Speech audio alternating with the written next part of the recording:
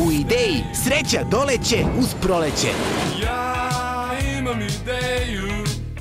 7 dana nakon prvog kola, čije je veliko finale bilo u Nišu, svečano izvlačenje dobitnika drugih 300 avionskih karata u nagradnoj igri U ideji sreća doleće uz proleće održano je na glavnom trgu u Kuli.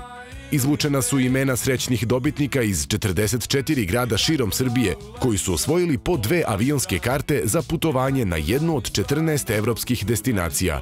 Tokom izvlačenja imena srećnih putnika u Kuli bilo je veselo. Svirao je kvartet bend iz Novog Sada. Domaćin celog događaja bio je prljavi inspektor Blaža, koji je na sebi svojstven način vodio program i bio prvi koji je čestitao nekima od dobitnika na osvojenim kartama.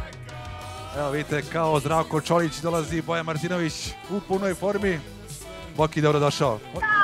Pa znate šta, meni je prvi put u životu da dobijem nešto. Dobio si 6 aviokarata. Dobitnici su bili u neverici. Bili su uzbuđeni i srećni što su baš oni izvučeni među hiljade talona pristiglih iz čitave Srbije. Mnoge koverte su bile u igri. Mnogi su verovatno bili blizu avionskih karata, ali i samo najsrećniji će putovati u Amsterdam, Pariz, Brisel, Kopenhagen, Stockholm, Frankfurt, Cirih, Rim, Milano, Atinu, Beč, Prag, Solun ili Dizeldorf. Nagradna igra U ideji sreća doleće uz proleće nastavlja se i traje do 1. maja, zato kupujte i dalje u Ideja prodavnicama i učestvujte u nagradnoj igri.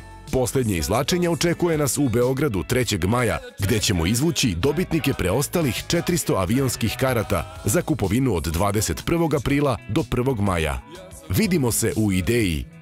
U ideji sreća doleće uz proleće.